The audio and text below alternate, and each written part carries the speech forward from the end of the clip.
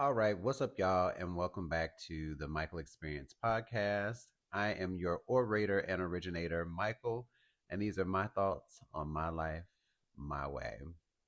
So, on the last episode, we talked about rejection kind of being a part of that pathway or that direction towards whatever it is that you want in life, in your romantic life.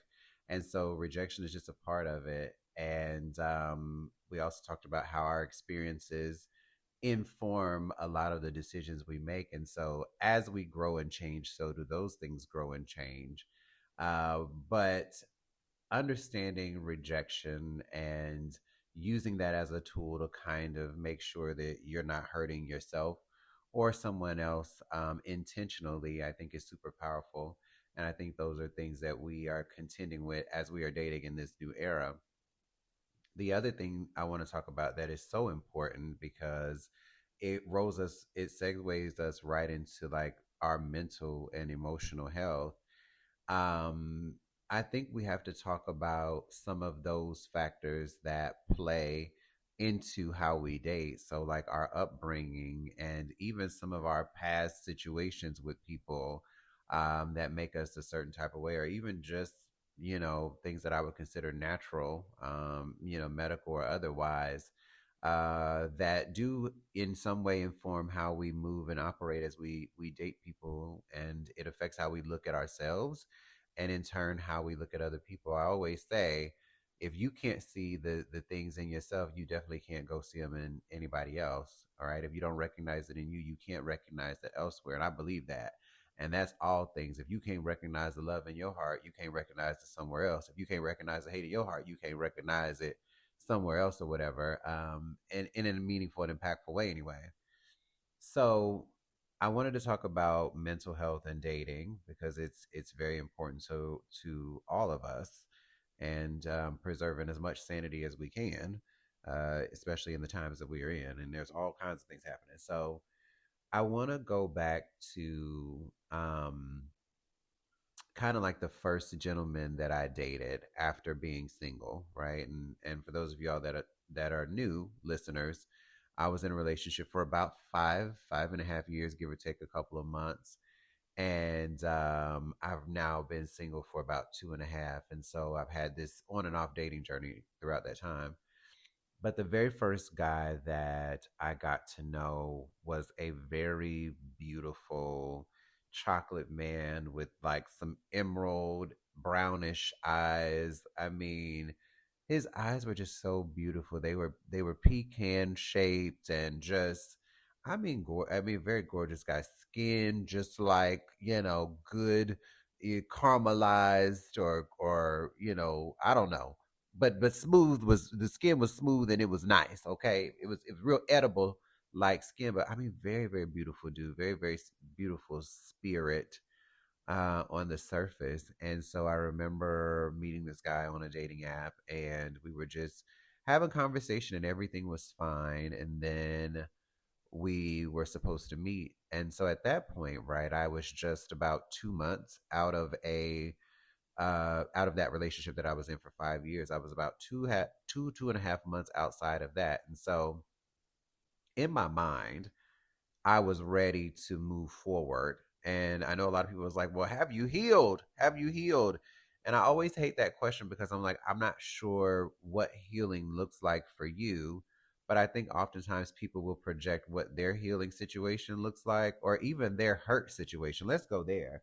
People will project what their hurt would look like onto you and say that you need healing. And I'm like, I don't internalize things the same way, but I understand the sentiment. So I was like, in my own mind, in my own conversation with self, I was like, okay, Michael, how much time do you need to get over the situation that happened? And my situation wasn't that I went through a toxic or tumultuous relationship. It wasn't that at all. My relationship ended because I found out that my lover was cheating. I found out that he was cheating. And for me, it ended that day. The day that I found out, it ended a few hours after it. Like I addressed it and I was like, okay, whatever.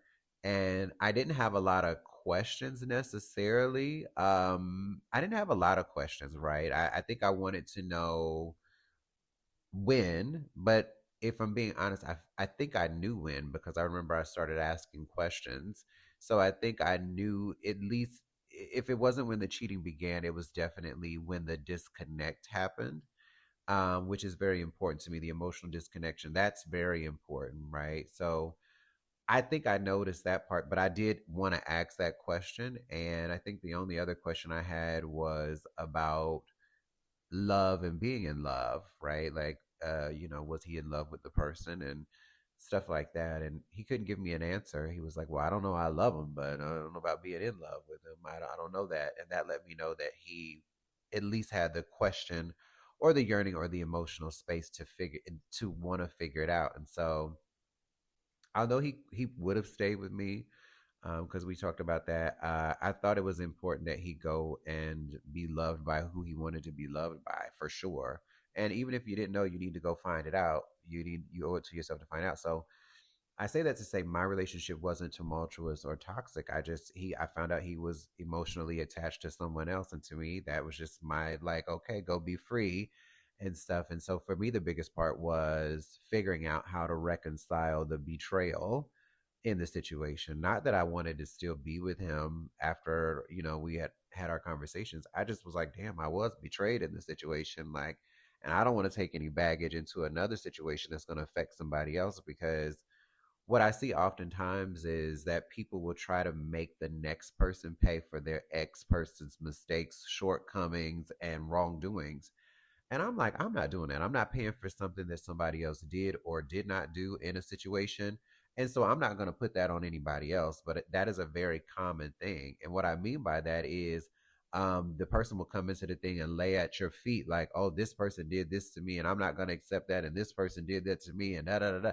And before you know it, you've got this long laundry list of bricks and rocks that somebody brought from a past situation that's already built up at the door, and you're like, I'm not about to step over all these rocks and boulders that you set in front of me. I'm not about to do all of this. I'm not about to.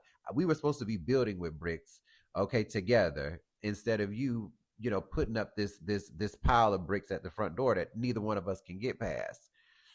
And so I just refused to do that in a situation. So I was like, well, let me decompress and see how I really feel about it. Now, obviously, after spending 5 years with somebody, that dynamic of being alone again is a culture shock. You know what I mean? It's like I've been laying next to this person for all this time, and now I'm not. And then I've been operating in my life for these two people. And now I'm like, okay, now it's back to me doing things for myself, i.e., shopping, cleaning, laundry, all the things that you're being considerate of.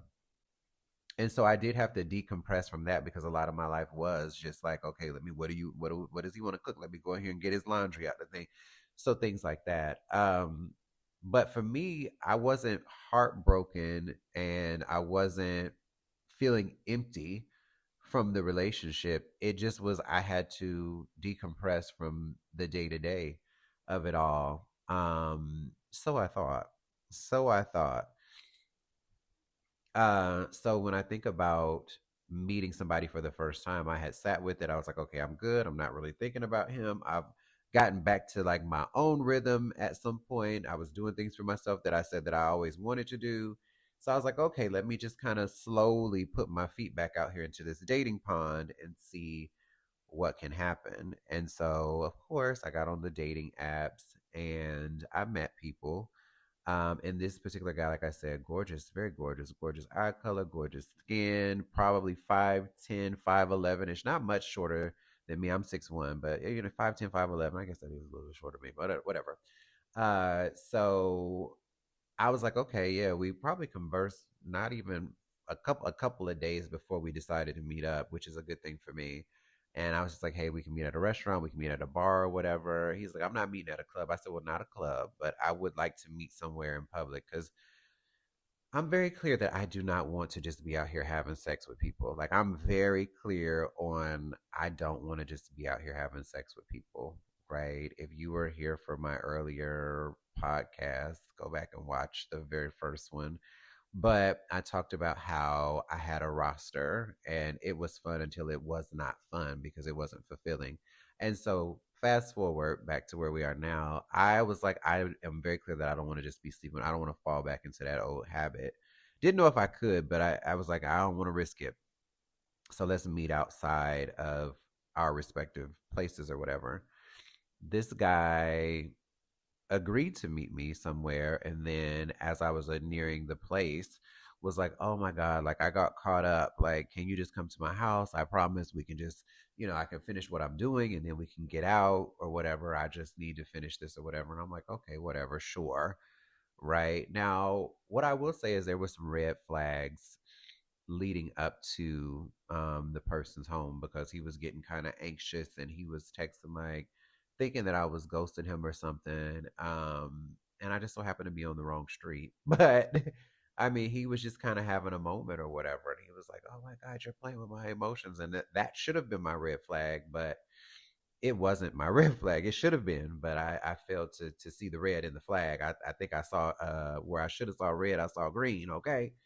And I kept going, and so I was like, okay, cool. And then so we got over that hurdle. I made it to his place, and I'm just kind of like, okay, let me just wait for him to get done or whatever. That ended up taking longer than a couple of minutes, and the next thing you know, I was like, oh well, I have wine here. We can just drink here, or whatever. So at this point, I'm kind of like, am I gonna do this or am I going to just turn around and walk out? Like, because the last thing I want to do is to start out on a sexual note.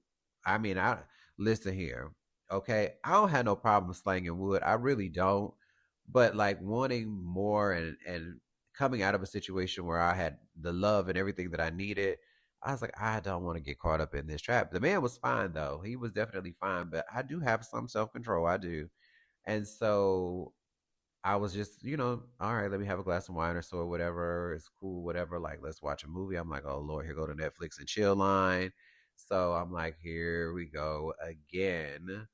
But at first it wasn't really anything crazy happening at first. It wasn't anything untoward happening. It was just like a lot of conversation, a lot of like him doing whatever it was that he needed to do.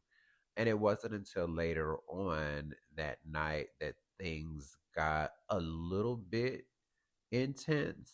And when I say intense, it's like he was on his phone, and he was just having like a full on meltdown. Now, the empath or sympathetic person in me wanted to just be like, oh my God, like what happened or whatever. And I understand everybody has, a ex or a situation that they were dealing with or whatever. But this guy had one that I just was really like, why are you sharing this with me now? And like, if you wanted to spend time and get to know somebody, like, why would this be the moment that you do that? But against my better judgment and still ignoring the red flags, I stayed. And I was just kind of like, what the hell is happening here?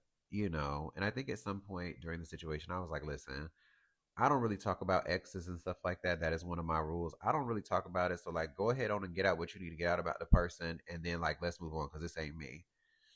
And so I do believe that he kind of was like, oh, well, hold on. This guy don't want to talk about this stuff or whatever. So we ended up getting on like a even note that particular night or whatever. And I did spend the night, and I didn't mean to spend the night, but I mean, obviously I wasn't going to drive home at that point drinking.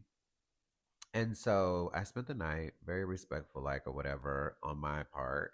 And then the next day I got up or whatever, and we started the day, and I went home, I changed clothes, and I was like, I would like to take you out on just a regular date or whatever. And I did. I took him out on a date, and I believe we had fun. We did two things. Um, we did two things, and so I believe we had fun on the date. We did an arcade, which is my kind of thing, and then we did dinner, really nice dinner. And after the dinner, he wanted me to come back to his place and do the things that adult people do. Again, ladies, gentlemen, and they, them, I don't have a problem with that at all. I mean, listen, we can go. However, I was not looking for that type of connection. I truly wasn't. So I was like, nah, like I got some stuff to do today. But when you come over, like you can come over after you do your thing. And I was like, no, I don't. I don't know. I'll let you know or whatever. So anyway, after that situation, I mean, he ended up texting me this long thing, calling me all kinds of names and stuff and playing games and stuff. Mind you, I had only known this guy for about 48 hours max, if even 48 hours, not even 48. So it was really crazy. I was like, okay, fine, whatever. If this is how you feel, this is how you feel or whatever. But he ended up calling me every name in the book and all kinds of stuff. Um, I just couldn't I just could not understand for the life of me like what was happening in that particular moment. But what I will tell you is that that particular thing was an aside to something that happened while I was laying in the bed with him. And that is the residual feeling of being in a relationship. And I've never experienced it before, but I've never been in love before either. So it would make sense that some of these feelings would be new for me for the first time at 35. What's that? 35 would be 35 or 36. I don't know. Whatever it is in my mid 30s. And so, um, yeah, I felt like I was cheating while I was laying in the bed with him. And I tried to be present in the moment with him throughout the date and stuff like that. But there was still a feeling of me like, dang, like, why do I feel like I'm cheating? And it's because I've been intertwined and intermeshed and enmeshed with somebody for 5 years. And this is the person that I woke up to every day and talked to every day. This is the person that affirmed me throughout the day, and I affirmed them throughout the day. So, of course, my body was having a very visceral reaction to being with somebody who was not the man that I was used to being with. And so, in real time, I was trying to process that while this person is also trying to get what they want out of the situation. And ultimately, I was just like, you know what? I'm going to go ahead and move away from this situation because I don't want to bring my outside stuff into this. And also, it seems like he had some stuff going on too. And I was like, okay, well, maybe I ain't in the right space for this. So when people say, are you healed? And I say, I don't like that. But then at the same time, I'm like, well, maybe that was my form of healing that I needed to do that I didn't know because I didn't know until I knew. And so I kind of sat with myself for a bit after that, and I kind of put a pin in this guy, and I was like, I don't know if I owe him an apology or I don't know, like if it was me, but that was something I put on the back burner so that I could worry about me first. I was like, I just have to figure out like what my real true thoughts or feelings and what has got me feeling like I'm cheating on somebody that I'm not with no more. Never mind that he cheated on me, but I just felt something, right? So I allowed maybe another month or two to go by, and I came across the guy's one of his text messages. I think I came across one of his text messages because after he had cursed me, like he randomly texted me one day and said something like, "Can I come over?" or something. And I said, "No, I don't think that's a good idea." And he was like, "Yeah, okay," or whatever. And so I think I stumbled across that message drinking tequila. I think I stumbled across that message and I was like, let me just hit this guy back and just say, listen, very maturely, I hit him back and was like, listen, like, I know things went, sideways with us or whatever. I do feel like maybe it was because I was fresh out of a relationship. I want to apologize to you. Just very apologetic because I was like, maybe I shouldn't have, tried to get to know you so fast. And I want to just take ownership in that, things probably could have been different had I been in a better headspace or whatever. Now, at first, he was very much giving me the same attitude at first or whatever. But then he was like, well, if you're going to take me on a date, I want flowers and this or whatever. I was like, oh, you got it. It ain't nothing. You can get flowers or whatever. So, I mean, I did whatever he asked me to. Like, I mean, if this is what it takes, cool. I've always been like whatever it takes. Well, not whatever now, within reason. And so he agreed to go on a date with me or whatever. And we went on a date. We spent a whole day together, just out on a date. It was cool or whatever. I loved seeing him smile. I loved seeing him be, I just love seeing him be. And I was like, at first, I was like, this is great. Like, okay. So I was in my mind, I was like, well, maybe it was just me and maybe all of that other red flag stuff in my head. Maybe I just was like overreading into it, and maybe my emotions and my senses were just too heightened because this dude is really being a dream right now. I mean, he's gorgeous, he's super affectionate. Like, I'm like, what? Maybe Michael, you was tripping. And then, of course, he asked me to come back to his place, or we went back to his place afterwards, or whatever. And it started out fine. It started out okay. We started out watching a movie. I think we bought we bought food from this Jamaican place or something like that, Caribbean spot. I can't remember. That I think I saw on TikTok or something like that or whatever. And we went, we ate, and we were having a good time. And then some of those same behaviors from the last time that I hung out with him started resurfacing. Like he's on his phone, he's having a whole moment like with the phone, and I'm like, yo, like I don't understand what's going on here. So now at this point, whatever has got him riled up, he is like cussing livid. And he's like, and you this and that and da da da da. And y'all think because you're light skinned, da da. I mean, he's going on these whole moment, and y'all don't know how to treat dark skinned people. And so I know he's not talking to me, but at the same time, I'm here like, this is getting to be a little awkward. Like it's getting to be a little awkward. But I was like, you know what, Michael, you should probably get up and leave or whatever, or you can like try to diffuse the situation or try to. But I mean, I don't know why I wanted. I guess natural curiosity just kept me or whatever. And so I'm just like, well, what you got going on? Like, what's going on? Because you just seem to have like, at some point I'm just like, what's going on? Like, you got a lot going on, whatever, whatever, whatever. So he shares some very, very like personal life stories with me, and he shares like a mental health diagnosis with me. And he's like, let me go handle myself or whatever. And so a certified mental health condition that he had or whatever. Now, I don't really have an issue um, with people who go through whatever they go through. It's a part of life for all of us. My issue was you are leaving it unchecked, and then you're bringing somebody else into it where it could be a harmful situation.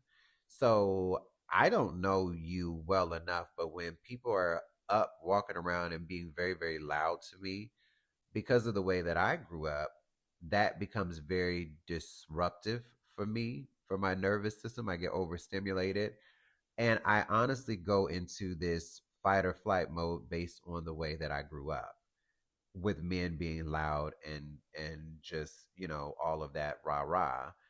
And so I am exerting as much self-control as I can, because I don't necessarily have a flight risk necessarily, but I will fight if I need to. And so I'm like, okay, Michael, maybe you need to go ahead on and leave. If you can't diffuse it, you're gonna have to leave. And if this person tries anything, you're gonna have to, make him leave permanently, because I don't do this for sport. Like you're a threat, and I'm gonna have to take you down like the Terminator. And so I decided to just talk to him. And so finally, when he came down and was like telling me his story and stuff like that, I knew in the midst of our conversation, I was like, yeah, this is just not gonna work. His mental mixed with my mental stuff, it's just not gonna work. It is just not going to work. And at some point he did get himself together. He laid down, and I was able to kind of like, console him and hold him for a little bit. I'm an energy person. He had very, very chaotic energy, very, very chaotic energy. But I could tell he was a sweet soul behind everything he had going on. It wasn't his fault necessarily, but that's what it was. But when I think about mental health, and I say that my situation made me feel some type of way with the way that he was jumping up and down, um, I think the way that we have all grown up in our foundational years definitely plays a part in how we connect with people, stay connect with people, disconnect people, and move and interact. I mean, just the full cycle of human and interpersonal relationships. I feel like our foundational moments help shape that in one way or another. I grew up in a very tumultuous environment where men were the aggressors always, and very destructive, emotionally, mentally, and physically. And without going too much into my family dynamics, I just want to say that every man that should have been a role model for me growing up, they were terrible role models, in that they all were some form of abusive, emotionally, mentally, physically, just all those things. And I've seen them all really just not be decent people. Now, that's not to say that every man is that way. However, when your foundation is seeing that disconnect and seeing that negative interaction, that's all you kind of have until you learn something different. So when it came to me dating, right, I didn't realize that I had an attraction to men until I was like 19 or 20 years old. So when that happened and the first guy approached me, because that's how I found out, when he approached me, I just kind of was intrigued. And I guess, again, my natural curiosity, I was intrigued. I wasn't put off by it. I wasn't, it didn't make me feel any other kind of way other than I was like, okay, well, let me see what happens here. And although he and I didn't really get together, I still kept my eyes and ears open for those opportunities or whatever. And as I moved through, I noticed a failure to launch, I guess I would call it. And I found myself meeting men that looked like the men that I grew up with, and me not wanting to connect with them and me being very distant. And so that means that I couldn't get too emotionally involved with them. And intellectually, it was hard too because every man is not an intellect. Some people, they can be smart at what they're doing and stuff like that, but not really deep intellectual thinkers or even conversationalists, at least in a broad way from my experience. So as I was dating, I was noticing the same things. So I was like, I just am not connecting with these men. And when I think about having friendships, I didn't have very many friendships with men growing. I had best friends growing up, maybe two or three male best friends, but I wasn't like the group of best friends kind of, kind of guy. Like my brother had like groups of male friends. I didn't have that. I maybe had like a best friend here, a best friend there, but that was it. And then if you saw me with a group, it was with a group of women, which is where I really felt comfortable. And it's not because I felt like I was a woman or that I wanted to be a woman. It just, that feminine energy for me was just more comforting. I could talk more in those spaces. I had deeper conversations in those spaces. It just felt more comfortable. It felt less jarring to me, right? And then with men, you have to force conversations sometimes, and then the conversations are very like surface level, in my opinion. Not all the time, but a good majority of the time, and you just can't get past the superficial stuff. And I was just like, okay, I just can't connect to every guy. But fast forward into dating, um I was in a relationship with a guy who was very much so like for everybody, and I mean that in more ways than one, but he was for everybody. And so he would take me around these groups of girls and these groups of guys, and the girls would be like, oh my god, I love him, he's so funny, he's da da da da. And then the guys would be like, I mean, he don't really fuck with us like that. And I didn't really pay it any attention until I didn't pay attention really at all. But one day, my ex, I mean the guy at the time that I was talking to, he came to me. He was like, "Hey, such and such said that you're not really messing with him or whatever." And I was like, "What are you talking about?" He's like, "Well, yeah, he brought up to me that like you don't really be speaking to them, and like you'll go speak to the dudes or whatever, but then." You'll go over there to the girls and then you'll be having a good time with the girls or whatever. And I was like, well, I don't know what you're talking about. But even at that moment, I didn't realize there was an underlying issue at all. I was like, I don't know what he's talking about. I speak to everybody or whatever. And honestly, I was like, hell, they over there doing man shit. Like he talked to the boys on the basketball team, football team. He was one of them, just whatever. I was just like, I mean, I don't play sports. I played baseball for a long time. So maybe if one of them played baseball, we could connect. But I was like, I ain't really talking about what they talking about over there. So in my mind, that's what was happening or whatever. But so anyway, fast forward and I'm dating and it's not working for the most part. It's not working for the most part. And I run into the situation again somewhere where a guy is like, yo, like he just seems like a little bit standoffish. Like he just seemed like standoffish or whatever. And even at that moment, I was like, well, I don't know what you're talking about. But there was something in me that when that conversation came about, it took me back to that first person, the first guy that I dated that told me his friends felt that way. And so I was like, maybe there is something to it. It just kept looming, looming, looming, looming, looming. And I was like, okay, I don't know what to do about it at this point, but I did begin at that point to unravel like what was happening. And I was like, I don't know. So as I moved through, my dating situation, I ended up getting to know or trying or well, I ended up in the midst of a few masculine men that reminded me of, you know, the people that I grew up around. And I noticed immediately that there was a stark contrast between the feminine men in my life. Because see, it started out being pointed out to me that I was different with the men and the women, and so I was like, that's crazy. But fast forward maybe a decade, I'm realizing, I'm keeping my eyes and ears open. I'm realizing that it isn't even about the gender; it is about the femininity. And what I think it is for me, and my perception is that more often people who exhibit feminine energy typically are more in tune with their emotions. And so it's safe for me because I typically am not wondering what you're thinking or how you are feeling about me. Because right, wrong, indifferent, or whatnot, typically they just say people who have feminine energy say what they're feeling all the time, whether it comes out right, wrong, whatever. They're typically just saying it. Whether it makes sense to me or not at the time, they are saying it. And I don't have to wonder. That is safety for me. Safety for me is not having to wonder how you feel or me having to try to fill in the blanks with the million thoughts that can run through my mind.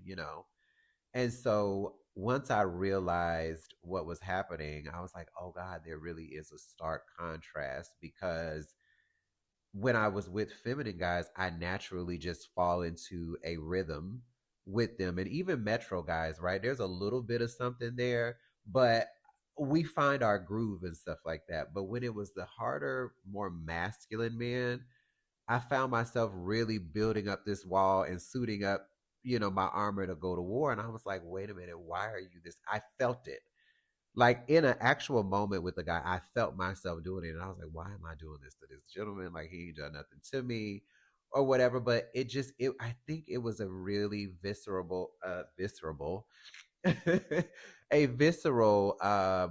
response, like triggered by my body. Like I do believe that your body remembers things. There's a certain type of men that because I've grown up with them and it was so volatile and so negative that the mere being in the presence kind of gave me an anxiety. And the way anxiety manifested is me being very defensive and on guard and ready to be like, you not about to fuck with me kind of thing, if I may be honest. Like you're not about to do that to me. So I was already geared up for that, even if that may not have been it. And so after seeing a couple men like that and automatically being like, I don't know how to get out of this, like I would be like, if I can explain it to you, it is like a PTSD of sorts, where even if mentally I wasn't thinking about my childhood, physically my body is having a response to either the way they're getting loud, the way that they're moving fast. There are a lot of very masculine men that they talk just very loud. They affect with their body, like they get up and they do all the puffing of the chest and stuff like that. And so to me, my body was having a physical response to that kind of situation, that kind of dynamic.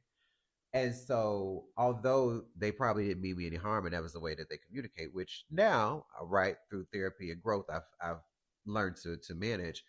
At the time, I was very unaware, and I was like, okay.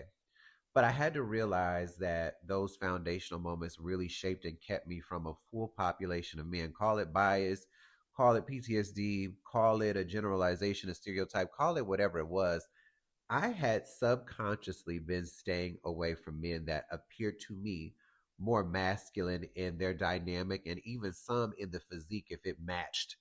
I was automatically, subconsciously, but automatically placing them on this outside box like, I ain't gonna be able to do it. And I understand today that that first boyfriend I had, along with the next one that told me about that, is that I was putting them there based on those things, a post traumatic response, I suppose. But working through therapy, I found out because I didn't know it was from my childhood. I had to go to therapy to figure out where it started because as I was going back through my relationships, I was like, in situationships, I was like, I've never been in a toxic relationship. I've never had a moment where I felt like I was unsafe in my relationship physically. Um of course I have disagreements in my relationships. Of course. I think that's just par for the course. I think healthy disagreements are amazing. They really are. You learn a lot about each other. You learn how to work through some stuff with each other.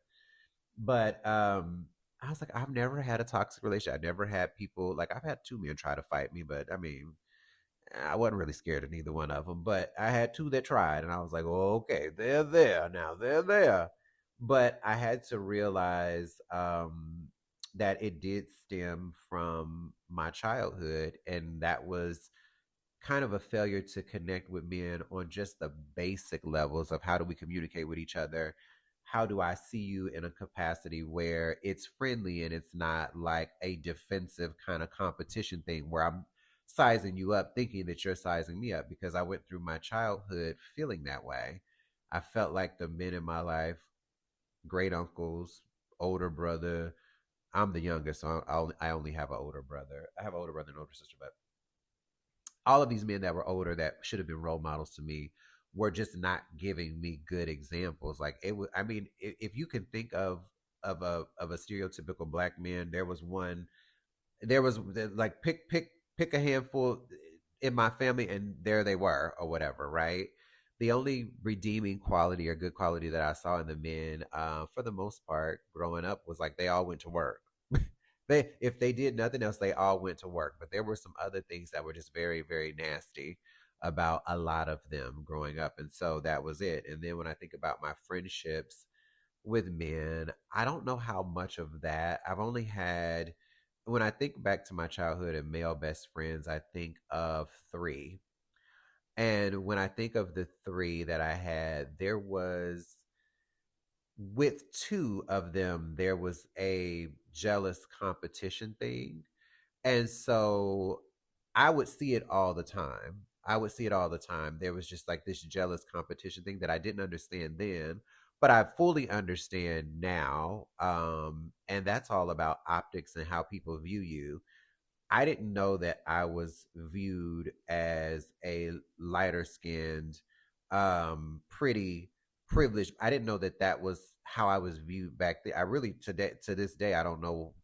Listen, that's a whole nother conversation for a whole nother show about how people perceive you as attractive, and you yourself are just moving around the world thinking like I'm just another person here.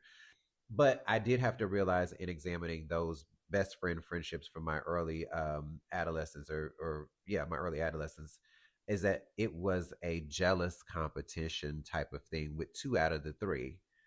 Um, so I just didn't have the basic level of good connections or good model of connections with men on any level growing up. And so as I'm moving through this space of dating, and so as I'm moving through this state of dating with men, now I'm having to unravel all of these things and how they work. And I think that's why the first few years that I was trying to get to know men, it was very hard for me romantically, because I just could not get past step one. I could not get past step one. There would always be a brick or a boulder that I would set in front, like, okay, let me put this here to stop you. Okay. And it was really counterproductive to what the goal was, which early on it was just to figure out how my dynamic could be with men. It wasn't about a sexual thing. The romantic thing would I would build upon later, but it was really just like, how do I even move? Like that's how I came into it. Like, how do I even move in spaces with men? I've never been. And then if you come into the gay community, there's so many segments of gay men, and gay black men are just very segmented in their own ways or whatever. There's a certain imagery that comes with a certain type of black gay man, and then there's another one for the other side. And really, I'm just going to just let me just say it: masculine gay black men operate in different dynamics in the community than feminine or butch queen. I don't even want to get into all that terminology, but somebody called me a butch queen, and I'm just going to go with it. Um, kind of people in the situation too. So there's like a divide there, and so imagery plays a big part in how that dynamic works. And that's another conversation for a whole different show too. But what I will say is I first went to the group of men that I knew about. I didn't know about feminine gay men. I didn't know what that looked like. I grew up in a small town, so I didn't know the super flamboyant. I didn't know the hair and the nails and the tight clothes and stuff like that. All I knew was the guys that dressed in urban wear and polo and in Nietzsche and you got your Timberland boots on or whatever it was or whatever. Fat Farm. I only knew those type of men because those are the type of men I grew up with. So when I came into the situation, those are the people that I hung out with. Now, when I hung out in those circles, they would look at me funny because I am by no means, you can't even, I give very man when you look at me.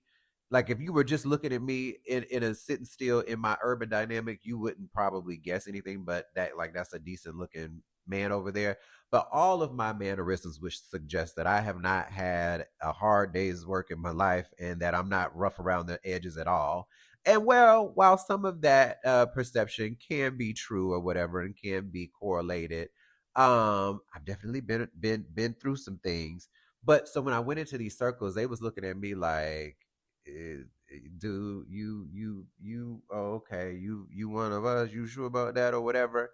But it wasn't. But in the allure of that too, I learned that what was attractive about me was that I was still giving them the imagery of being hood or masculine. And I don't know why those two things get put together, but I was giving that because I'm very man faced. I'm very man faced and I'm a man and I'm okay with being man faced. But my mannerisms would be like, well, wait a minute, child. Now, hold on. Now, sophisticated lady. But so that was that situation. And then through that, right? I would find more feminine men. And one of the most feminine men that I met first, his name was Sydney. And I remember he had his tight shirt on. He had on these tight pants with the belt pulled all the way to the last loop. Booty was big. He had some big old juicy lips.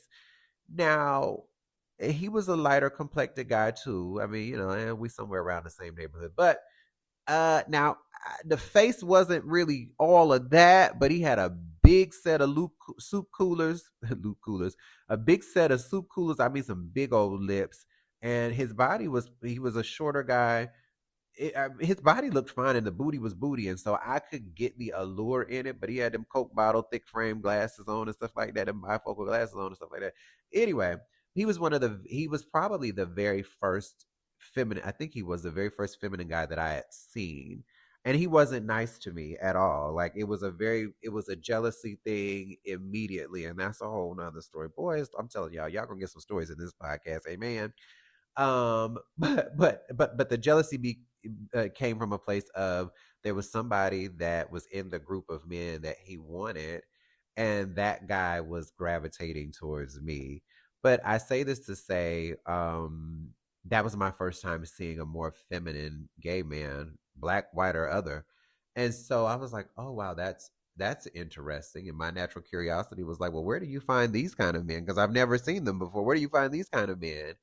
And so, as I'm moving through my journey or whatever, I meet a friend, um, who that friend opened me up to a whole world of just every type of man was around there, whatever. And honestly, I learned about the gay world by hanging out with him. If it wasn't for him, there's two of them that I wouldn't have learned. But this one of them taught me a lot just by telling me things. The other one put me into it. Both of those friends, both of their names start with a C, which is crazy. But well, I don't know well, I'm not friends with either one of them today, but they both taught me so much about the world because I didn't grow up in it like a lot of people did. But this is where I saw every type of gay man, and I didn't know what to really do. I was like, oh my God, there's just so much going on here. It was sensory overload. And I was like, oh dear God. Like I was like, I don't know what to do. I don't know what's going on here. Um, but I say this to say, once I kind of got over there and found my rhythm or whatever. Now, the first one was nasty towards me, but once I found my rhythm with the others, And it just was, it's something about, they just say whatever is on their mind or whatever. Now some of it is vulgar, and at first I was like, y'all are nasty, like y'all are nasty. And they were using things that I didn't understand, like trade and a butch queen and all this other stuff. I didn't understand the nasty set and all that stuff. I didn't know nothing about none of that. But I was like, what are these people talking about? Are they saying some stuff or whatever? Either way, it was all complimentary, but it was vulgar. They was just nasty, child. But anyway, but what I learned is once I started moving and building a relationship, it was much easier because they were more like, let me just let you know what it is. Let me tell you what's on my mind, da da da da da, or whatever. And so I stayed in that energy for a very long time, up until, recent years where I came out of my relationship where he was more metro, in my opinion. And I just was like, let me revisit that masculine thing and let me work on that, because that may be that one thing that you have kept at bay for so long may be the avenue that takes you to who is meant to be your life partner. And when I think about myself, I think about a symmetry a lot. I think I embody masculine and feminine energy, and I want to embody that. Like at first, I didn't understand, and I was like, "Oh, well, why is this and why is that or whatever." Now I'm 100% on, like, I love the symmetry of it all, and I'm not fighting either way to be one more than the other. I just want to operate in that balance. Which most of my life, I look at balance and symmetry in all things. My spaces, things have to be a certain way. A certain heights of things have to be a certain way. So understanding that a large makeup of me requires symmetry or balance in the situation, it's about the same thing to me, or whatever. I'm like, maybe, just maybe, if I went to that other side, I could find a different type of balance that I'm not used to, because dating over here is fine, but obviously it comes with this set of things and it hasn't worked out fully. And what do I have to lose by opening myself up to this thing that I have been so hesitant about for so long? And so, in this 2.5 years of being single, like, I have been purposefully challenging everything about why I wouldn't do it. And what I came up with is, yes, there was a vestige of my childhood or whatever. And after going to therapy years ago for that, I dealt with those issues. So I feel like they subsided. But after this relationship, I was like, I need to pick back up on that same work and see what it is that I'm missing. And so consciously, I have been making sure that if something comes up, I disband it immediately. I'm like, okay, Michael, why are you feeling that way? What is the worst that could happen if it takes you to the mountain? And what happens if he goes to the mountain with you and he's not trying to push you off, he's trying to pull you back or console you? So I went through that kind of situation of bringing myself back, and then I was like, okay, I'm open. All the while, realizing that in opening up that one key thing, I started thinking to myself, well, why have I just been over here dating black only or biracial only men? Like, how come I've only been over here? And so it challenged me to really unlock all of the other things that I had been closed off to, whether I was consciously or purposely intentionally doing it or not. It challenged me to be like, let me just open up all of this, because why? If I had this unrealistic fear or bias or association here, where else could that be showing up in my life? And so that's where I was just kind of like, yeah, I don't mind who, I don't mind who, I don't mind where, I don't mind what, in terms of like nationality, ethnicity. I was like, it actually doesn't even matter. So one small thing really just unlocked the potential for so many other things. And in seeing different levels of, I've always been able to see attraction, like attractiveness, right? Whoever you are, but to see it from the lens of potential mate, potential partner type of situation, that opened me up to a whole nother level of beauty standards and a whole nother level of beauty, fulfillment in people beyond just like the face. It just, there were just, it opened up my world to so much. And so when I talk about people doing the work, or when I talk about the mental part of it, being a barrier, I had to confront that one thing to unlock a myriad of things. But I wanted to talk about, number one, the first situation, after dating. after being with somebody for 5 years. I wanted to talk about that situation because mental health can affect people in so many different ways.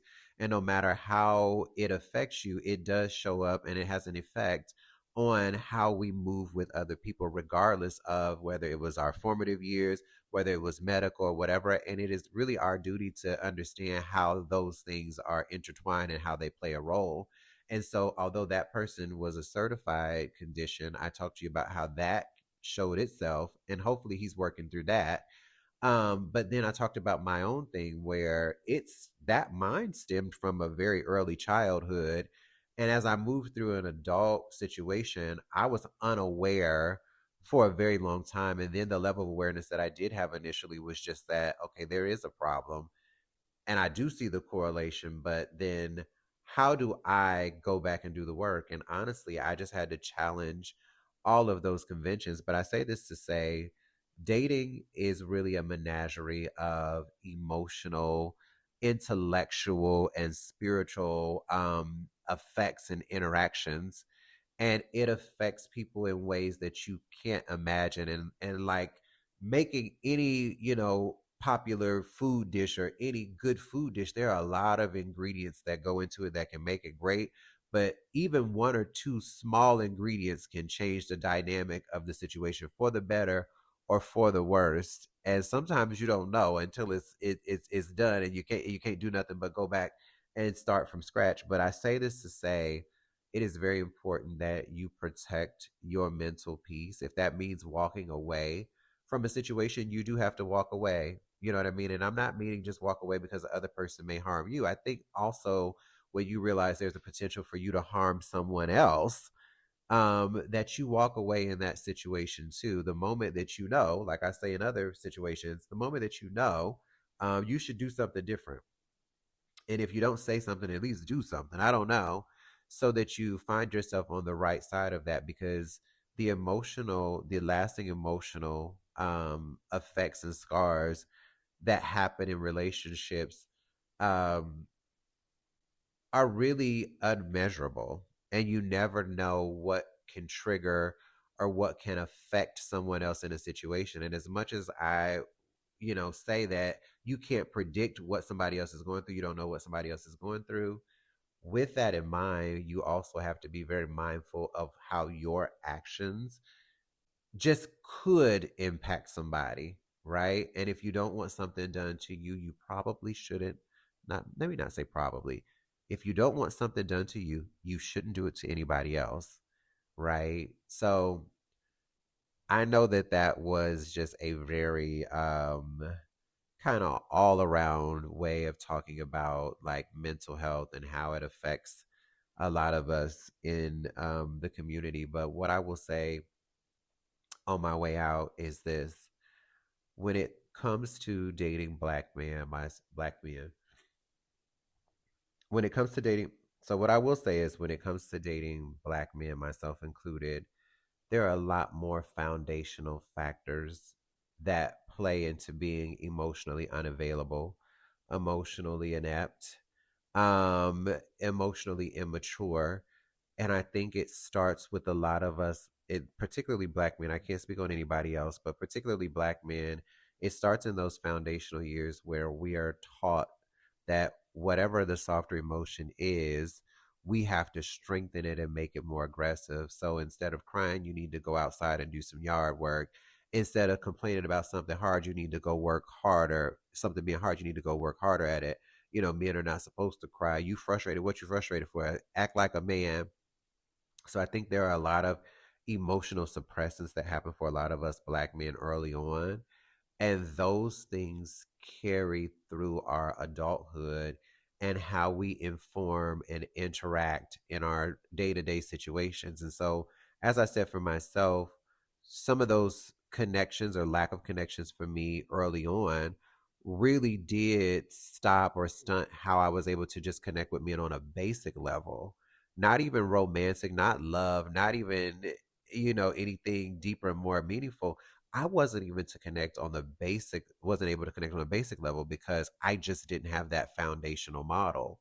And so when I look at understanding us as a whole population of people, black men, and then even more segmented black gay men, that's another or second layer of emotional availability and maturity removed from that just by being put on the outside of that. So you put black men on the outs emotionally, and then you put black gay men on the outs of that emotionally. You look at yourself twice removed from being able to regulate and to emote. And so as I move through this dating situation, I have noticed a lot of commonalities in that emotional space, but I know where it has come from.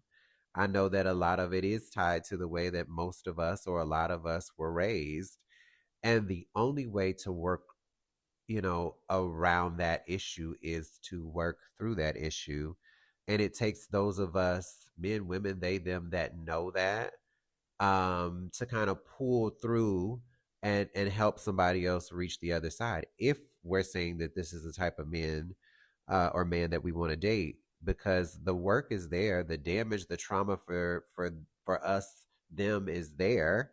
So we can either continue wondering why or how it's going to change on its own, or we could take the time to do the work and examine the issue. So that is what I did for myself. And my hope is that everybody else does it for them. And those of us who do want to date black men, and those of us who are gay black men dating other gay black men, my hope is that we get to the root cause of whatever that dissension is for us, and we feel that void, right?